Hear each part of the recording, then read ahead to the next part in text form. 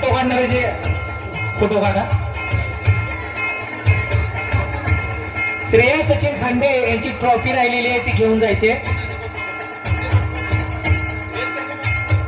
आल्या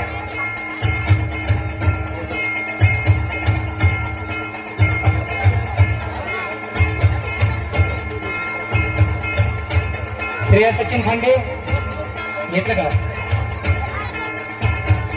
आणि यानंतर आभार प्रदर्शन. आभार